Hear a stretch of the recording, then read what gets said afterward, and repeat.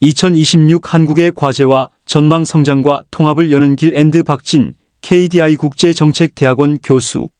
세계 질서가 빠르게 재편되는 가운데 2026 한국의 과제와 전망을 둘러싼 논의가 그 어느 때보다 중요해지고 있다.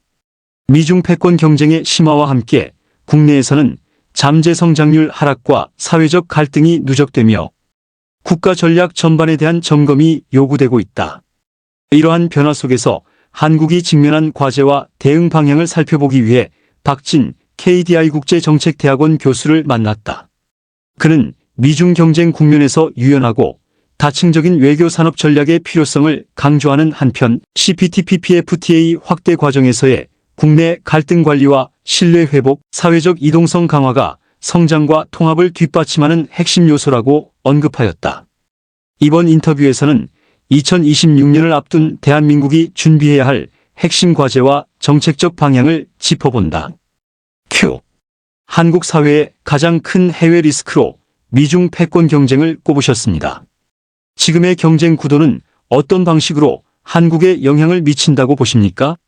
현재 우리가 직면한 가장 큰 외부 리스크는 미중 간의 패권 경쟁이라고 할 수 있습니다. 한국은 역사적 안보적 관점에서 미국과의 동맹 관계를 무시할 수 없고 그 기본 방향은 앞으로도 유지될 것입니다. 다만 세계 기술 질서와 산업 표준이 미국과 중국으로 완전히 갈라지는 상황을 가정하는 것은 현실적이지 않습니다. 첨단 AI나 양자 기술처럼 민감도가 높은 분야에서는 상호 배제가 나타날 수 있지만 중간 기술이나 가전생활 제품 같은 분야까지 완전히 분리될 가능성은 높지 않습니다. 양국 모두 협력과 교류를 완전히 끊어낼 수 없고 공급망과 시장 구조 역시 여전히 깊게 얽혀 있기 때문입니다. 따라서 한국은 기술의 성격과 전략적 민감도에 따라 접근 방식을 구분할 필요가 있습니다. 미국이 특히 중시하는 첨단 분야에서는 미국의 정책 방향에 보조를 맞추는 것이 불가피합니다. 반면 그보다 낮은 단계의 기술이나 실생활과 연관된 제품 영역에서는 중국과의 협력도 지속해야 합니다. 이러한 이원적 접근을 통해 한국의 외교적 선택지가 넓어지고 한국의 가치가 더 높아질 수 있다고 생각합니다. 어느 한쪽에 종속되기보다 분야별로 차별화된 전략을 유지하는 것이 한국의 영향력을 유지하는 데 훨씬 효과적입니다. 큐. 미중 경쟁뿐 아니라 서방 내부의 분열 가능성도 언급하셨습니다. 한국은 어떤 외교적 전략을 취해야 할까요? 미국의 자국 중심주의가 강화되면서 서방 국가들 사이에서도 미묘한 균열이 나타나기 시작했습니다. EU, 일본, 호주 등 주요 국가들이 각자의 이해관계에 따라 조금씩 다른 움직임을 보이고 있으며 이러한 변화는 앞으로 더욱 뚜렷해질 가능성이 큽니다. 이러한 흐름 속에서 한국은 기존의 외교 틀에만 의존해서는 안정적인 외교적 입지를 지키기 어렵습니다. 특정 국가의 요구에 일방적으로 끌려가지 않기 위해서는 새로운 연대의 장에 참여해 우리의 협상력을 확보하는 전략이 필요합니다. 그런 의미에서 CPTPP 포괄적 점진적 환태평양 경제동반자 협정은 한국의 전략적 선택의 폭을 넓히는 중요한 수단이 될 수 있습니다. 이 협정은 미국이 참여하지 않는 대신 일본, 호주, 캐나다 등이 주도하는 협의체로 한국이 가입할 경우 미국의 요구가 지나치게 강해질 때 일본 등과 공조하며 조정력을 확보할 여지가 생깁니다. 다만 농수산 분야, 특히 일본 수산물 문제는 현실적 제약 요인입니다. 오염수 방류에 대한 국민적 우려가 여전히 크기 때문에 정책 판단 역시 매우 신중할 수밖에 없습니다. 그러나 동시에 이러한 사안은 정부가 과학적 근거와 명확한 데이터를 기반으로 정책을 제시해야 하는 대표적 사례라고 생각합니다. 큐. 중국과의 협력은 앞으로 어떤 분야에서 특히 필요하다고 보십니까? 중국과의 관계는 경쟁과 협력이 항상 동시에 존재합니다. 중국이 이미 확실한 우위를 가진 분야에서 한국이 대등하게 경쟁한다는 것은 현실적으로 쉽지 않습니다. 그렇다고 모든 분야에서 중국과의 경쟁을 포기해야 하는 것은 아닙니다. 중요한 것은 한국이 분명한 비교 우위를 가진 분야를 선별해 집중하는 것입니다. 반도체나 피지컬, AI, 의약품 등은 한국이 강점을 발휘할 수 있는 대표적인 영역입니다. 이들 분야에서는 글로벌 기술 경쟁에서 한국이 선도적 역할을 할 수 있으며 이러한 강점이 한국의 국제적 상상력에도 중요한 기반이 됩니다. 반면 생활 기반 기술이나 중간재 분야에서는 중국과의 협력이 경제적으로도 실리적으로도 필요합니다. 중국은 여전히 한국 제조업의 중요한 시장이자 공급망 파트너이기 때문에 실용적 관점에서 협력을 유지하는 것이 장기적으로도 유리합니다. 또한 한중 FTA를 현재보다 더 높은 단계로 발전시킬 필요가 있습니다. 다만 이 과정에서도 농업 분야는 중요한 정치적 쟁점으로 등장합니다. 농업은 국가 대외 전략에서 민감한 분야 중 하나로 국민적 합의를 필수적으로 요구합니다. 따라서 농수산업 종사자에 대한 보상과 설득은 국제 전략을 실행하는 데 필요한 핵심적 기반이라 할 수 있습니다. q. 국내 잠재 성장률이 지속적으로 낮아지고 있습니다. 가장 중요한 원인은 총요소 생산성 TFP 정체라고 하셨는데 조금 더 자세히 설명해 주시겠습니까? 2025년 한국의 잠재 성장률은 10여 년 전만 해도 2.5% 수준은 될 것으로 기대되었습니다. 그러나 실제 2025년에 와보니 1.9%에 그치고 있습니다. 이는 단순한 경기 상황의 일시적 변화가 아니라 구조적인 문제입니다. 노동 공급 감소는 인구 구조 변화에 따라 어느 정도 예견되었고 자본 투자 역시 예측 범위 안에 있었지만 총요소 생산성 TFP 예상보다 크게 낮아진 것이 가장 결정적인 요인입니다. TFP는 노동과 자본의 투입량 증가만으로는 설명할 수 없는 경제 전체의 효율성과 혁신 수준을 보여주는 지표입니다. 기술 혁신의 속도, 산업 구조 조정의 원활함, 인재의 적재적소 배치, 기업 간 산업 간 자원 배분의 효율성, 그리고 사회 전체의 거래 비용 등 다양한 요소가 TFP를 결정합니다. 문제는 한국에서 이 요소들이 대부분 악화되는 방향으로 움직였다는 점입니다. 특히 사회적 신뢰가 낮아지면서 거래 비용이 증가하고 의사결정 속도가 느려지며 여러 행정적 절차가 과도하게 누적된 것이 생산성 하락의 중요한 원인으로 작용했습니다. q. 그러면 TFP를 높이기 위해 한국은 어떤 전략을 우선적으로 추진해야 할까요? 앞으로의 성장 동력은 대부분 TFP에서 나올 수밖에 없습니다. 노동과 자본 투입은 이미 한계에 가까워졌기 때문입니다. 따라서 기술 혁신, 시장 경제의 정상적 작동, 사회적 신뢰의 회복이라는 세 가지 축이 무엇보다 중요합니다. 한국의 기술 혁신 시스템은 민간 기업들, 특히 대기업의 R&D 역량이 이미 세계적으로 상당한 수준에 올라 있습니다. 삼성전자는 올 한 해 40조 원 내외의 R&D를 집행할 것으로 전망됩니다. 정부가 해야 하는 역할은 민간이 이미 잘하고 있는 분야를 도와주는 것이 아니라 민간이 수행하기 어려운 대규모고 위험융합형 연구에 과감하게 투자하는 데 있습니다. 정부의 연구개발 예산도 선제적 R&D라는 취지에 걸맞게 미래 성장 가능성이 높은 기술 분야로 집중되어야 합니다. 대학 중심의 혁신 생태계 강화도 더욱 활성화될 필요가 있습니다. 대학이 안전한 연구만을 반복하기보다 새로운 기술 경로를 개척할 수 있는 보다 대담하고 선도적 연구에 더 많은 자원과 자율성을 제공해야 합니다. 또한 시장 경제가 제대로 작동해야 자원 배분의 효율성이 높아집니다. 정부가 과도하게 시장에 개입하는 것은 자제해야 합니다. 사회 전체의 신뢰를 높이는 것도 매우 중요합니다. 특히 불필요한 규제 인증 서류 절차 등이 줄어들수록 기업과 개인이 투자 및 의사결정 속도도 빠르게 할 수 있게 되고 이는 곧 TFP 향상으로 이어집니다. q. 사회 갈등의 양상이 심해지고 있습니다. 성장과 통합을 동시에 추진하기 위한 핵심 요소는 무엇입니까? 한국 사회의 갈등은 과거 소득 지역 간 갈등을 넘어 이념, 세대, 젠더 등 다양한 영역으로 확장되고 있습니다. 공동체 내부의 갈등 비용이 커지면서 성장에도 부정적으로 작용하고 있습니다.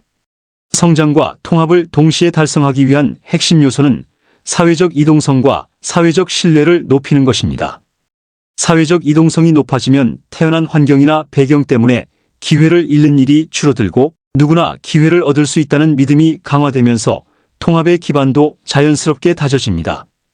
동시에 사회적 이동성은 인재가 가장 필요한 곳으로 배치되는 기능을 강화하기 때문에 성장에도 긍정적입니다. 사회적 신뢰 역시 마찬가지입니다. 신뢰가 높아지면 불필요한 규제나 절차가 줄어들고 협의와 합의의 속도도 빨라져 거래 비용이 낮아집니다. 한국의 TFP가 하락한 중요한 원인 중 하나가 거래 비용 증가라는 점을 고려하면 사회적 신뢰는 경제 성장의 필수 조건입니다. 성장과 통합이 충돌하는 상황에서는 분명한 원칙도 필요합니다. 성장을 우선하되 그 과정에서 발생하는 격차나 불평등은 재분배와 사회보장 강화로 보완하는 방식이 가능합니다. 반대로 통합을 지나치게 우선하다 성장을 위축시키는 경우에는 회복이 매우 어렵습니다. 결국 성장을 기반에 두되 재분배를 병행하는 사회적 타협이 필요하다는 의미입니다. 이 점은 대형마트 의무 휴업 논의에서도 잘 드러납니다. 대형마트의 영업을 제한해 성장을 억누르는 대신 영업을 허용하되 이익 중 일부를 세금으로 환수해 전통시장이나 취약한 소상공인을 지원하는 방식이 바람직합니다. 이러한 접근이 성장과 통합을 조화시키는 가장 현실적이고 지속 가능한 해법이라고 생각합니다. 큐. 국정운영 5개년 계획에서 2026년 핵심 과제로 5극 3특 중심의 자치분권 기반 균형 성장을 꼽으셨습니다. 이 전략의 중요성은 무엇인가요? 자치분권 기반의 균형 성장을 우선 과제로 선택한 이유는 크게 두 가지입니다. 첫째, 이 전략은 지역의 변화, 나아가 국가의 변화를 촉발하는 트리거 역할을 할 수 있습니다. 둘째, 정부의 추진력이 좋은 임기 초반이면서 2026년 지방선거를 앞두고 있어 시의성이 높습니다. 수도권 집중 완화는 단순히 지방을 위한 정책이 아니라 국가 전체의 중장기적 활력을 위한 핵심 과제입니다.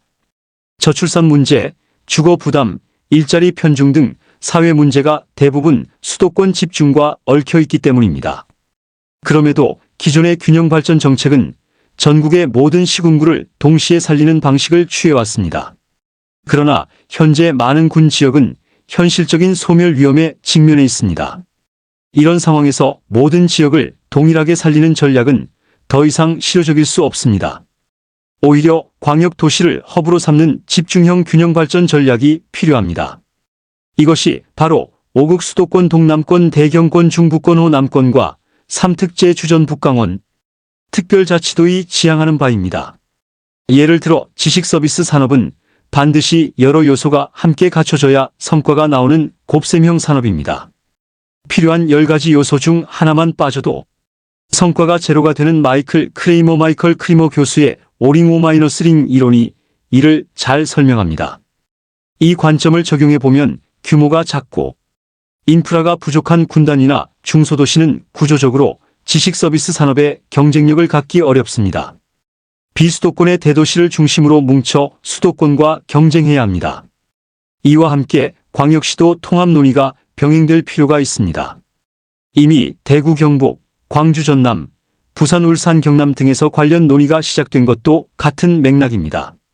이를 위해 지방 분권과 자율성 확대는 필수적인 조건입니다. 지방정부는 최장 12년 동안 정책을 지속적으로 추진할 수 있는 행정체계를 가지고 있어 변화의 속도를 높이는 데 중요한 역할을 합니다. 큐. 교수님이 최근 제시한 성장과 통합을 위한 12대 개혁 과제 중 아직 충분히 논의되지 않은 부분을 하나 꼽는다면 무엇일까요? 한국 사회 구조에서 가장 취약한 계층은 중소기업 노동자라고 생각합니다. 대기업 노동자는 노동조합의 보호를 받지만 중소기업 노동자는 그렇지 못합니다. 대기업은 중소기업에 대해 불공정 하도급 구조를 통해 압력을 행사하는 경우도 있고 중소기업의 지불 능력이 떨어지면 그 부담이 고스란히 노동자에게 전가됩니다. 특히 중소기업의 회계 시스템이 불투명해 세금 탈루율이 높아지는 문제는 노동자의 처우 개선을 가로막는 또 하나의 장벽이 됩니다. 결국 이러한 구조는 성장의 과실이 중소기업 노동자에게 제대로 돌아가지 못하게 만들고 사회적 불평등을 고착시키는 방향으로 이어집니다. 따라서 중소기업의 회계 투명성을 강화하고 플랫폼, 노동자 프리랜서 등을 포함한 새로운 노동 형태에 맞춘 사회보험 체계를 마련하는 것이 중요합니다. 성장이 골고루 확산되기 위해서는 가장 취약한 지점에 있는 계층을 보호할 수 있는 정책적 보완이 반드시 필요합니다. q. 마지막으로 국책연구기관이 향후 어떤 역할을 해야 한다고 생각하시는지 말씀 부탁드립니다. 한국이 변화를 추진하는 과정에서 세 가지 주요 걸림돌이 있다고 생각합니다. 첫째는 사회적 합의가 쉽게 이루어지지 않는 구조이고, 둘째는 정부 부처 내부의 기득권 구조, 마지막은 국민 인식의 문제입니다. 이 세 가지 측면에서 국책연구기관이 중요한 역할을 수행할 수 있습니다. 우선 사회적 합의 부족은 개혁을 어렵게 만드는 가장 큰 요인입니다. 개혁은 항상 이익을 보는 집단보다 피해를 보는 집단이 더 똘똘 뭉쳐 저항하는 구조를 갖습니다. 이를 해결하기 위해서는 국책연구기관이 양측의 주장을 투명하게 정리하고 서로 수용 가능한 절충 지점을 제시하는 합의 형성형 연구를 확대할 필요가 있습니다. 찬반 근거를 명확히 분석해 합의의 기반을 마련하는 역할입니다. 두 번째는 정부 내부의 기득권과 조직 이기주의입니다. 규제 완화가 특정 부처의 권한 축소로 이어지거나 불필요한 보조금이 공공기관의 생존과 연결되는 경우 개혁은 더욱 추진되기 어렵습니다. 국책연구기관은 이러한 현실을 냉정하게 바라보고 부처나 기관의 이해관계와 독립된 객관적인 분석을 제시해야 합니다. 국무총리실 산하에 있는 이유도 이러한 독립성을 제도적으로 확보하기 위한 취지라고 생각합니다. 세 번째는 국민인식입니다. 때로는 여론이 100% 목표 달성을 요구하며 타협을 부정적으로 보거나 사실보다는 감성에 기반해 문제를 바라보는 경우가 있습니다. 그런 경우 정부 정책이 크게 제약을 받게 됩니다. 앞으로 CPTPP 가입 등 정부가 우리 사회의 변화를 추진하는 경우 객관적인 사실을 국민에게 정확하게 전달하는 것 또한 국책연구기관이 수행해야 할 역할이라고 봅니다.